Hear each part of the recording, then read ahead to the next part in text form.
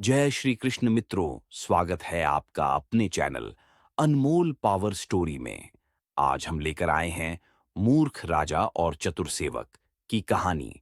अगर आपको हमारी ये कहानी पसंद आए तो कृपया वीडियो को लाइक करके चैनल को सब्सक्राइब करें और बेल आइकन को जरूर दबाएं। तो चलिए दोस्तों, कहानी की तरफ बढ़ते हैं। बहुत समय पहले की बात है। एक राज्य था, सुंदर, समृद्ध और शांतिपूर्ण। लेकिन उस राज्य की सबसे बड़ी दुर्भाग्य की बात थी वहां का राजा। राजा वीरभद्र सिंह नाम का व्यक्ति, जिसे राजकाज से अधिक अपनी प्रशंसा सुनना अच्छा लगता था। उसे हर समय यह यकीन था कि दुनिया में उससे ज्यादा बुद्धिमान कोई नहीं। दरबार में कोई मंत्री या विद्वान अपनी बात कहता तो राजा मुस्कुराते हुए कहता, तुम लोग सिर्फ किताबें रट सकते हो, असली बुद्धि तो मुझ में है। दरबार की हर बैठक में राजा किसी न किसी को अपमानित करता, किसी मंत्री के सुझाव को तुच्छ बताता, किसी गायक को बेसुरा कहता, किसी सैनिक को डरपोक कहकर निकाल देता। धीरे धीरे सारे योग्य लोग चुप हो गए। राज्य के फैसले राजा खुद करने लगा, बिना किसी सलाह के। नतीजा यह हुआ कि फसल की योजना गलत बनती, सैनिकों को तनख्वाह समय पर नहीं मिलती, व्यापारियों पर गलत कर लगा दिया जाता और जनता परेशान हो जाती। राजा को कोई फर्क नहीं पड़ता। उसे लगता कि उसकी बुद्धि के आगे सारी समस्याएं झुक जाएंगी। एक दिन उसने दरबार में घोषणा की, मैं अपनी अक्ल से एक ऐसा नियम बनाऊंगा जिससे सारा राज्य खुशहाल हो जाएगा। अगले ही दिन उसने घोषणा कर दी कि अब राज्य में हर इंसान को रोज सुबह नंगे पैर महल के बाहर खड़ा होना होगा और राजा का नाम 3 बार लेकर प्रणाम करना होगा। जनता हैरान रह गई। कुछ ने विरोध किया, पर राजा ने कहा, जो मेरे नाम का सम्मान नहीं करेगा उसे राज्य से निकाल दिया जाएगा। दरबारियों ने चुपचाप सिर झुका लिया। लेकिन अब राज्य का धैर्य जवाब देने लगा था। जनता में असंतोष फैलने लगा। उसी समय राज्य में आया एक नया सेवक। नाम था माधव। वह बहुत साधारण वेशभूषा में था, पर उसकी आंखों में एक अलग सी चमक थी। राजा ने उसे बस इसलिए रख लिया क्योंकि उसने दरबार में एक दिन राजा की बुद्धि की इतनी तारीफ कर दी कि राजा गदगद हो गया। माधव ने पहले ही दिन राजा की बातों से उसकी मूर्खता को पहचान लिया। लेकिन वह समझ गया कि इस राजा को तर्क से नहीं, चालाकी से सुधारा जा सकता है। उसने राजा को खुश करने के लिए उसकी हर मूर्ख बात पर सिर हिलाना शुरू किया। राजा ने माधव को धीरे धीरे खास सेवक बना लिया। उसे रात के किस्से सुनाने, खाने का स्वाद बताने और यहां तक कि नए नए नियम सोचने का काम भी दे दिया। माधव ने राजा से कहा, महाराज, आप तो साक्षात बुद्धि के देवता हैं, परंतु एक काम अब तक बाकी है। अपने ज्ञान से एक ऐसा नियम बनाइए जिससे आपकी महानता अमर हो जाए। राजा मुस्कुराया। उसे यह विचार अच्छा लगा। माधव ने कहा, महाराज, क्यों ना आप एक प्रतियोगिता रखें। राजा से बुद्धिमान कोई नहीं। इस विषय पर जो कोई भी आपसे बहस में जीत जाए उसे आप अपना मंत्री बना दीजिए, और यदि आप जीतें तो उसे नगर छोड़कर जाना होगा। राजा को यह बात मजेदार लगी। वह सोचता था, मुझसे कौन जीत सकता है। राजा ने अगली सुबह घोषणा कर दी। पूरे राज्य में यह खबर आग की तरह फैल गई। सभी लोग हैरान थे, क्योंकि अब राजा खुद को चुनौती देने की इजाजत दे रहा था। पर किसी में इतनी हिम्मत नहीं थी कि वह राजा से बहस करे। तभी माधव ने एक योजना बनाई। उसने गांव के एक मूर्ख आदमी नंदराम को ढूंढा, जो अपने गधे को भी चाचा कहकर बुलाता था और गांव में मूर्खता के लिए प्रसिद्ध था। माधव ने उसे समझाया, तू बस वही बोल जो मैं सिखाऊं, बाकी मैं देख लूंगा। प्रतियोगिता के दिन पूरा दरबार भरा हुआ था। राजा मंच पर बैठा था, सिर पर मोर मुकुट, हाथ में स्वर्ण राजदंड, चेहरे पर घमंड। उसके सामने खड़ा था नंदराम, फटे कपड़े, गंदे बाल, लेकिन आत्मविश्वास से भरा हुआ। राजा ने पूछा, बोलो मूर्ख, क्या सवाल है तुम्हारा। नंदराम ने कहा, हे महाबुद्धिमान राजा, अगर आप इतने बुद्धिमान हैं तो बताइए, सूरज निकलने के बाद भी रोशनी कहां से आती है। राजा थोड़ा चौंका, बोला, सूरज से ही आती है। नंदराम ने तुरंत पूछा, तो सूरज के बिना रोशनी आए तो क्या होगा। राजा ने कहा, वो तो चांद की रोशनी होगी। नंदराम बोला, पर चांद की रोशनी भी सूरज से आती है, तो जो चीज खुद नहीं चमकती उसे आप क्यों रोशनी कहते हैं। राजा झुंझलाया, तू बात घुमा रहा है। नंदराम हंसा। बुद्धिमान तो आप हैं महाराज, मैं तो मूर्ख हूं। मैं तो सिर्फ पूछ रहा हूं, जो चीज उधारी पर चमकती है, वो क्या सचमुच रोशनी है? दरबार में हंसी गूंज उठी। राजा का चेहरा तमतमा गया। उसने सवाल बदलने की सोची। राजा ने कहा, तू बता, पृथ्वी किस पर टिकी है? नंदराम बोला, गाय के सींगों पर। राजा चिल्लाया, ये किसने कहा? नंदराम बोला, आपके पितामह की पुस्तक में लिखा है। राजा बड़बड़ाया, वो तो धार्मिक ग्रंथों की बात है। नंदराम बोला, तो अगर धर्म की बात आप माने तो मेरी बात सही हुई। अब दरबार में सन्नाटा छा गया। राजा ने तीसरा सवाल पूछा, अगर तुझे राजा बना दिया जाए तो पहला आदेश क्या देगा? नंदराम बोला, सबसे पहले राजा को सेवक बनाऊंगा, ताकि वो जान सके कि सेवा क्या होती है। राजा अब चुप हो गया। दरबारी मंत्रियों की मुस्कान छिप नहीं पा रही थी। जनता भी दरबार के बाहर तालियां बजा रही थी। माधव समझ गया, वार सही पड़ा है। राजा ने कुछ देर के लिए सिर झुका लिया। पहली बार उसने अपने भीतर उठती झुंझलाहट और डर को महसूस किया। उसे लगा जैसे वह कांच के सामने खड़ा हो और उसमें उसका असली चेहरा दिख रहा हो, एक घमंडी, मूर्ख, अकेला राजा। अचानक राजा ने उठकर घोषणा की, मैं हार गया और मैं अब सीखना चाहता हूं। माधव, अब से तुम मेरे राजगुरु हो। मुझे मेरी मूर्खता से बाहर निकालो। माधव ने हाथ जोड़कर कहा, महाराज, पहला पाठ यही है, अक्ल वहां नहीं होती जहां घमंड होता है। आपने यह मान लिया, यही आपकी असली शुरुआत है। अब राज्य में बदलाव आने लगा। राजा ने अपने पुराने फैसले वापस लिए। योग्य मंत्रियों को लौटाया गया। जनता के दुख सुने गए और नंदराम को राज्य मूर्खाचार्य की उपाधि दी गई, ताकि हर कोई हंसते हंसते यह न भूले कि राजा भी गलत हो सकता है। राजा वीरभद्र सिंह अब कुछ बदलने लगा था, मगर यह बदलाव ऊपर से था। भीतर का अहंकार अभी भी कहीं छिपा बैठा था। वह जनता से अच्छा व्यवहार करने लगा, दरबारियों को सुनने लगा, लेकिन जब जब कोई उसकी बुद्धि पर सवाल उठाता, उसका चेहरा सख्त हो जाता। माधव ये बखूबी समझ रहा था कि राजा अब भी खुद को सबसे बड़ा समझता है। बस अब वह सीधे नहीं, बल्कि मुस्कुराकर मूर्खता करता है। एक दिन रात के भोजन के समय, जब राजा एक शाही थाली में खीर खा रहा था, माधव धीरे से बोला, महाराज, एक बात कहूं, बुरा मत मानिएगा। राजा हंसा, अब तो तू मेरा राजगुरु है, बोल बेझिझक। माधव बोला, आप में कोई कमी नहीं महाराज, लेकिन एक खेल खेलने की इच्छा है, अगर आप आज्ञा दें। राजा ने उत्सुक होकर पूछा, कैसा खेल? माधव बोला, मैं रोज आपको एक प्रश्न या पहेली दूंगा। अगर आप उसका सही उत्तर दे दें तो मैं मान जाऊंगा कि आप ही मेरे सच्चे गुरु हैं। लेकिन अगर उत्तर गलत हुआ तो? राजा ने मुस्कुराते हुए कहा, तो आप मानिएगा कि गुरु बनने के लिए सिर्फ ताज नहीं, तर्क भी चाहिए। राजा को चुनौती पसंद आई। उसे यकीन था कि कोई सेवक उसकी बुद्धि का सामना नहीं कर सकता। उसने उत्साह से कहा, स्वीकार है, आज से शुरू हो जाए। अगले दिन सुबह माधव ने पहली पहेली दी। ऐसी चीज जो जितनी ज्यादा बांटी जाए उतनी बढ़ती है, पर जिसे बांटने वाला खुद भी खो देता है। बताइए महाराज, क्या है वो? राजा ने माथा खुजाया। पहले सोचा, धन, पर नहीं, धन तो बांटने से घटता है। फिर सोचा, भोजन, पर वह भी खत्म हो जाता है। बहुत सोचने पर कहा, ये तो प्रेम होगा। माधव मुस्कुराया, बिल्कुल सही उत्तर महाराज। राजा फूल गया, बोला, देखा, मैं अब भी बुद्धिमान हूं। माधव बोला, शुरुआत है महाराज, अभी तो खेल लंबा है। अगले दिन दूसरी पहेली आई। एक ऐसी चीज जो हर किसी के पास बराबर है, फिर भी सब उसे अलग अलग अनुभव करते हैं। क्या है वो? राजा ने लंबा सोचते हुए कहा, समय। बिल्कुल सही, माधव बोला। राजा का आत्मविश्वास और बढ़ गया। वह सोचने लगा कि माधव की पहेलियां उसके लिए आसान हैं। माधव समझ गया कि राजा फिर उसी रास्ते पर लौट रहा है। अब उसने खेल को थोड़ा मोड़ दिया। तीसरे दिन की पहेली में तर्क शामिल था। मान लीजिए एक पुल है जो सिर्फ एक समय में एक व्यक्ति का भार सह सकता है। दो व्यक्ति हैं, एक हल्का, एक भारी। दोनों के पास एक एक मशाल है और रात अंधेरी है। लेकिन सिर्फ एक मशाल जल सकती है, क्योंकि हवा बहुत तेज है।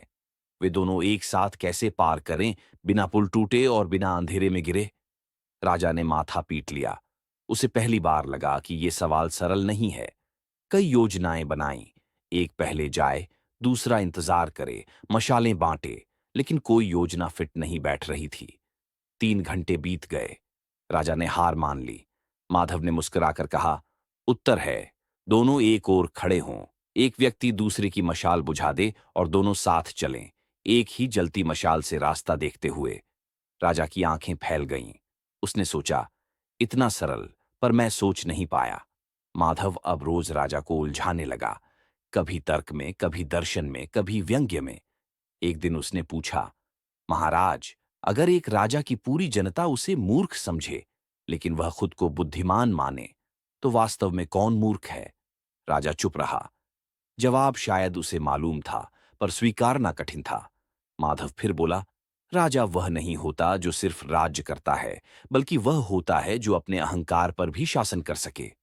धीरे धीरे रोज की इस बौद्धिक कुश्ती में राजा का चेहरा बदलने लगा। उसका चेहरा अब केवल गुस्से या घमंड से नहीं चमकता था, अब वहां सोच की झलक थी। उस रात राजा ने अकेले में अपने दर्पण में देखा और पहली बार खुद से कहा, शायद मैं अब भी सीख रहा हूं, और शायद यही असली राजा होने की शुरुआत है। राजा वीरभद्र सिंह अब रोज सेवक माधव की पहेलियों और तर्कों की परीक्षा में उतरता था। धीरे धीरे ये खेल अब शौक से ज्यादा आदत बन गया था। पर सबसे खास बात यह थी कि माधव अब केवल पहेलियां नहीं देता था, वह वाणी का ऐसा मायाजाल बुनने लगा था जिसमें राजा अपनी ही बुद्धि से बार बार फंस जाता, और फिर भी उसे बुरा न लगता।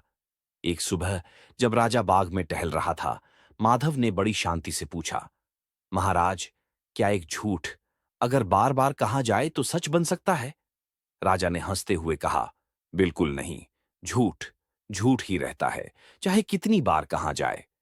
माधव बोला, फिर जब दरबार में आप रोज कहते थे कि आपके राज्य में कोई दुखी नहीं, तब क्या वो झूठ था या सच? राजा थोड़ी देर को ठहर गया, फिर हल्की हंसी में बात टालते हुए बोला, वो तो राजा को प्रोत्साहन देने वाली बात थी। माधव मुस्कुराया, तो क्या एक राजा प्रोत्साहन के नाम पर झूठ बोल सकता है, पर प्रजा नहीं? राजा कुछ कहने ही वाला था, पर फिर चुप हो गया। उसने पहली बार महसूस किया कि झूठ और सच केवल शब्द नहीं, नीति का आईना होते हैं। फिर एक दिन माधव ने नई चाल चली। उसने एक छोटी सी कहानी सुनाई। एक बार एक उल्लू जंगल का राजा बनना चाहता था। उसने शेर से कहा, मैं रात में देख सकता हूं, तुम नहीं, मैं ज्यादा समझदार हूं। शेर बोला, तो ठीक है, साबित करो। उल्लू ने कहा, चलो, रात को सभा रखो, मैं वहां दलील दूंगा। रात को सभा हुई। उल्लू ने चतुर शब्दों में, चमकते पंखों के बीच खुद को श्रेष्ठ बताया। बाकी जानवर अंधेरे में कुछ समझ न पाए और तालियां बजा दीं। उल्लू राजा बन गया, लेकिन सूरज चढ़ते ही सबको सच्चाई समझ में आई और उल्लू फिर से अकेला हो गया। राजा ने कहानी सुनी, फिर पूछा, इसमें सीख क्या है? माधव बोला, सीख यह है कि शब्दों का मायाजाल अगर रोशनी से बचा हो तो वह धोखा बन जाता है। राजा गहरी सोच में चला गया। वह खुद को उस उल्लू की जगह देखने लगा। अगले दिन दरबार में माधव ने एक सवाल किया, महाराज, यदि कोई व्यक्ति कहे कि मैं झूठ नहीं बोलता, पर वही हर बात को इस तरह मोड़ दे कि सच का मूल ही बदल जाए, तो क्या वह झूठा कहलाएगा? राजा ने थोड़ी गंभीरता से कहा, हाँ, शब्दों को घुमा देना भी छल होता है। माधव ने मुस्कुराकर कहा, तो क्या राजा को अपनी कही बातों पर सबसे पहले खुद कठोर होना चाहिए? राजा ने सिर हिलाया, हाँ, बिल्कुल। तो फिर महाराज, माधव धीरे से बोला, आपने पिछले महीने एक फरमान जारी किया था कि हर व्यापारी सप्ताह में एक दिन मुफ्त सेवा करेगा। क्या आपने खुद भी अपने महल के खजाने से एक दिन मुफ्त में सेवा दी? अब राजा चुप हो गया। पूरे दरबार में हल्की फुसफुसाहट फैल गई, लेकिन माधव की आवाज में न व्यंग्य था, न अपमान, बस सीधा, शांत प्रश्न। राजा ने कुछ क्षणों बाद कहा, नहीं, शायद मैंने नहीं सोचा। माधव ने विनम्रता से सिर झुकाया, तभी तो मैंने कहा, महाराज, वाणी का मायाजाल केवल दूसरे को नहीं, खुद को भी बहका सकता है। इस बात का असर राजा पर गहराई से पड़ा। वह अब केवल प्रश्नों का उत्तर नहीं देता था, वह हर उत्तर के बाद खुद से भी सवाल पूछने लगा था। फिर एक दिन माधव ने अंतिम दांव खेला। उसने दरबार में कहा, महाराज, एक आखिरी तर्क जो तय करेगा कि आप मेरे गुरु बनेंगे या मैं आपका। राजा ने हंसते हुए कहा, कहो। माधव बोला, मान लीजिए, कोई व्यक्ति झूठ नहीं बोलता, चोरी नहीं करता, किसी को कष्ट नहीं देता, पर जब उसके सामने अन्याय होता है और वह चुप रहता है, तो क्या वह पुण्यात्मा कहलाएगा? राजा थोड़ी देर तक चुप रहा। फिर उसने धीरे से कहा, नहीं, वह भी दोषी है, क्योंकि उसकी चुप्पी अपराध की सहमति बन जाती है। माधव ने सिर झुकाकर कहा, तब महाराज, मैं आपके सामने न झुककर आपके भीतर जो अब जाग रहा है, उस सच्चे राजा के आगे झुकता हूं। आप अब मेरे गुरु हैं, क्योंकि आपने खुद को जीत लिया है। राजा वीरभद्र सिंह के मन में बदलाव की हवा तो बह रही थी, लेकिन भीतर कहीं गहराई में अब भी एक अहंकार की ठंडी गांठ थी, जिसे वह राज की गरिमा कहकर ढांप लेता था। सेवक माधव उसकी इस प्रवृत्ति को भली भांति जानता था, और वह चाहता था कि वह गांठ भी एक दिन स्वयं खुल जाए, बिना अपमान के, बिना विद्रोह के। एक दिन जब दरबार पूरी भव्यता के साथ सजा हुआ था और आसपास के राज्यों के दूत भी उपस्थित थे, माधव ने खड़े होकर राजा से विनती की, महाराज, क्या मैं एक सार्वजनिक प्रश्न पूछ सकता हूं? ऐसा प्रश्न जो केवल बुद्धि नहीं, आत्मा से भी उत्तर मांगता है। राजा ने सिर ऊंचा किया, चेहरा गर्व से दमकता हुआ। अब उसे इस खेल की आदत हो चुकी थी और वह उसे अपना गौरव समझने लगा था। पूछो, माधव, वह बोला। आज तुम्हारे सवाल का उत्तर इतना स्पष्ट दूंगा कि सभी दूत मेरे ज्ञान के दीवाने हो जाएंगे। माधव धीरे से मुस्कुराया और बोला, महाराज, एक राजा को क्या अधिक प्रिय होना चाहिए, सत्य, न्याय, प्रजा या अपना सम्मान? राजा ने तुरंत उत्तर दिया, स्वाभाविक है, एक राजा के लिए प्रजा सबसे पहले है, उसके बाद न्याय, फिर सत्य और अंत में उसका सम्मान। माधव ने सिर झुकाकर कहा, तो यदि इन चारों में कभी टकराव हो जाए, जैसे कि प्रजा के पक्ष में जाने पर न्याय का उल्लंघन हो या सत्य बोलने पर राजा का सम्मान घटे, तो राजा क्या चुनेगा? राजा कुछ पल को चुप रहा। दरबार में सन्नाटा छा गया। सब दरबारी और दूत ध्यान से देख रहे थे। राजा ने सोचा, फिर बोला, राजा को वही चुनना चाहिए जो दीर्घकाल में राज्य के लिए हितकारी हो। माधव ने मुस्कुराकर पूछा, लेकिन हितकारी किसका? राजा का, न्याय का या प्रजा का? राजा की भौहें तन गईं। अब वह उलझ गया था। वह एक बार कहता कि न्याय सर्वोच्च है, फिर सोचता, अगर न्याय के नाम पर प्रजा दुखी हुई तो क्या वह अच्छा होगा? फिर कहता, प्रजा सर्वोच्च है, पर अगर उसकी बात में सत्य नहीं हुआ तो क्या वह राजधर्म कहलाएगा? माधव फिर बोला, महाराज, मैं एक उदाहरण देता हूं। मान लीजिए, किसी निर्धन किसान ने अनजाने में राजकोष की भूमि पर खेती कर ली और उसे वहां से हटाना न्याय संगत है, पर अगर उसे हटाया गया तो उसका परिवार भूखा मरेगा। राजा को क्या करना चाहिए? राजा ने कहा, न्याय करना चाहिए, लेकिन माधव ने दोहराया। राजा अब चुप हो गया। उसने महसूस किया कि उसकी जुबान जो कह रही है, उसका दिल उसका साथ नहीं दे रहा। वह उठकर कुछ कहने ही वाला था कि तभी एक बुजुर्ग मंत्री खड़ा हुआ और बोला, महाराज, आप सत्य कहने से नहीं चूकते, लेकिन आज प्रश्न आपके भीतर की शांति से जुड़ा है। जवाब किसी किताब में नहीं मिलेगा। अब दरबारियों की दृष्टि और गहरी हो गई। सब जान गए थे, राजा उलझ गया है।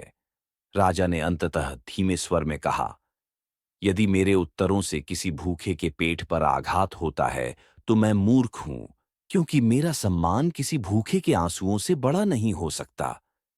दरबार में कुछ पल को खामोशी रही।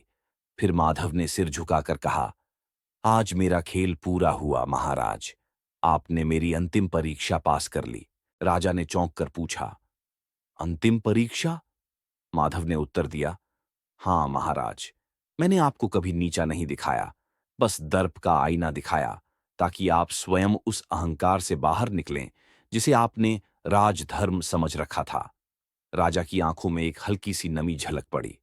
वह अपनी गद्दी से उठकर खड़ा हुआ और उसने पहली बार माधव की ओर हाथ जोड़कर कहा, तू केवल मेरा सेवक नहीं है, तू वह दीप है जिसने मेरे भीतर उजाला किया, बिना मेरा सिंहासन छीने मेरी आंखें खोल दी। माधव ने सिर झुकाया, महाराज, आप अब वह बन चुके हैं जो मैं वर्षों से बनाना चाहता था, एक ऐसा राजा जो स्वयं को भी सवालों के कटघरे में खड़ा कर सके। अब दरबार बदल चुका था, राजा बदल रहा था, लेकिन एक बात और बदलनी थी, और वह थी राजा के भीतर की सीखने की आदत। अब तक राजा केवल सुनता था, सोचता था, पर उसने खुद से पढ़ना, खुद से खोज करना अभी शुरू नहीं किया था। सेवक माधव ने यह बात समझी। राजा के भीतर अब सीखने की ललक तो है, लेकिन वह अभी भी अपने गौरव के पर्दे में छिपकर सीखना चाहता है। उसे डर था कि अगर कोई देख ले कि राजा खुद किताबें पढ़ रहा है, सवाल पूछ रहा है, तो उसकी छवि सर्वज्ञ नहीं रह जाएगी। और ठीक यहीं से शुरू हुआ बदलाव का सबसे सुंदर अध्याय, राजा की गुप्त पढ़ाई। रात के तीसरे पहर जब पूरा महल सो जाता, तो राजा अपनी शाही पोशाक उतारकर एक साधारण धोती पहनकर पुस्तकालय में जाता। वहां धीमी लौ में बैठकर वह उन किताबों को पढ़ता जिन्हें पहले केवल दरबारियों के हाथ में देखा था। वह वेद पढ़ता, नीतिशास्त्र के सूत्रों को दोहराता, पन्नों के कोनों पर निशान लगाता, और जब कोई सूत्र समझ ना आता तो अगली सुबह माधव से यूं ही चलते फिरते पूछ लेता, माधव, ये बताओ कि नीति में यह क्यों कहा गया है कि मौन कभी कभी वाणी से अधिक मुखर होता है। माधव हंसता नहीं था, चौंकता नहीं था। वह सहजता से उत्तर देता, जैसे यह सवाल कोई और पूछ रहा हो, लेकिन वह भीतर से जानता था, अब राजा बदल नहीं रहा, ढल रहा है। धीरे धीरे यह छिपा ज्ञान प्रेम एक जुनून बन गया। अब राजा न केवल पढ़ता था, वह अपने कक्ष में दरबारियों के पुराने निर्णयों को दोबारा देखता, बीते निर्णयों की गलतियों को ढूंढता। कभी कभी रात के मध्य में वह सेवकों को बुला लेता और कहता, फलां किसान की जमीन का मसला फिर से देखो, शायद हमने तब जल्दबाजी की। माधव यह देखकर प्रसन्न था, पर वह कुछ कहता नहीं। वह जानता था कि बदलाव जब तक भीतर से न निकले तब तक वह स्थायी नहीं होता। एक दिन माधव ने जानबूझकर राजा के कक्ष के बाहर एक पांडुलिपि रखवा दी। उस पर लिखा था, शासन की असली शक्ति डर से नहीं, समझ से चलती है। राजा ने वह पांडुलिपि उठाई और उसे पढ़ते ही बोला, ये वाक्य जैसे मेरे भीतर बोल रहा हो। अब वह अकेले ही नहीं पढ़ता था, वह लिखने भी लगा था। हर रात वह अपने सीखे हुए विचारों को एक पुस्तिका में दर्ज करता। आज समझा, दंड से व्यवस्था आती है, पर सच्चा अनुशासन तब आता है जब जनता राजा के विचारों पर भरोसा करती है। आज सीखा, एक मंत्री की चुप्पी उसके असहमति की भाषा हो सकती है, अगर राजा सुन सके। इन बातों को कोई और नहीं जानता था, सिवाय माधव के, जो हर रात छिपकर उस पुस्तिका को पढ़ लेता और अगली सुबह दरबार में कोई ऐसा प्रश्न उठा देता जिससे राजा को अपनी ही सीखी बात सार्वजनिक रूप से कहने का अवसर मिले। एक दिन राजा ने खुद ही कहा, अब से हम हर फैसले से पहले एक मंत्रणा सभा रखेंगे, जहां मंत्री, सेनापति और आमजन के प्रतिनिधि बैठेंगे। मेरा निर्णय अंतिम नहीं, आखिरी चर्चा के बाद होगा। दरबार चौंका। ये वही राजा था जो पहले सबकी बात काट देता था। माधव ने सिर झुकाकर कहा, महाराज, आपने ज्ञान का असली मोल समझ लिया है। आपने जाना कि शासन सत्ता से नहीं, सीखने से चलता है। राजा ने मुस्कुराकर उत्तर दिया, और ये जानने में मेरी सबसे बड़ी मदद किसने की, ये भी मैं जानता हूं। लेकिन अब मैं चाहता हूं कि प्रजा भी सीखे, सवाल करे, सोचे। तभी राजा ने राज्य में एक नई व्यवस्था शुरू की, ज्ञान सभा। हर सप्ताह जनता के बीच किसी एक गांव में एक खुली बैठक होती, जहां विषय होता आज की सबसे बड़ी समस्या और उसका समाधान। वहां जनता बोलती, मंत्री सुनते, और राजा बिना ताज के, बिना गद्दी के, सामान्य वस्त्रों में बैठकर विचार सुनता। धीरे धीरे राज्य में न केवल समृद्धि लौटी, बल्कि एक नया युग शुरू हुआ, विचारों का युग। और इसका श्रेय न किसी युद्ध को गया, न किसी युद्ध नीति को, बल्कि एक सेवक के बुझे हुए स्वर में पूछे गए उन सवालों को जिनसे राजा को स्वयं से मिलना पड़ा। राजा वीरभद्र सिंह अब वह नहीं रहा था जो कभी गुस्से में मंत्रियों को दरबार से निकाल देता था या अपने नाम के जयघोष से सुबह करवाता था। वह अब सुबह सूरज के साथ नहीं, किताबों के साथ जागता था। जहां कभी ताज उसका घमंड था, अब वह सिर्फ एक जिम्मेदारी थी। लेकिन परीक्षा अभी बाकी थी। इतिहास सिखाता है कि किसी शासक का असली मूल्यांकन शांति में नहीं, संकट में होता है, और संकट आ ही गया। एक दिन उत्तर के सीमावर्ती क्षेत्र से संदेश आया, पड़ोसी राज्य कौशलपुर का राजा युद्ध की घोषणा कर चुका है। उसका दावा था कि राजा वीरभद्र सिंह ने कुछ वर्षों पूर्व सीमाओं का अतिक्रमण किया था, और अब या तो भूमि लौटाई जाए या युद्ध निश्चित है। दरबार फिर एक बार उस पुरानी मानसिकता की ओर झुकने लगा। सेनापति तलवार खड़का रहे थे, मंत्री प्रतिशोध की बातें कर रहे थे, सब राजा की ओर देख रहे थे कि वह पुरानी परंपरा निभाएगा, युद्ध का बिगुल बजाएगा। लेकिन राजा चुप था। वह उठकर सीधा अपने निजी कक्ष में गया। वहां पहले से ही उपस्थित था माधव। राजा ने कहा, मैं तलवार नहीं चाहता माधव, मैं ये युद्ध बिना रक्त के जीतना चाहता हूं। माधव ने गंभीर होकर कहा, तो फिर बुद्धि को अपनी ढाल बनाइए महाराज, युद्ध को युद्ध से नहीं, संवाद से हराइए।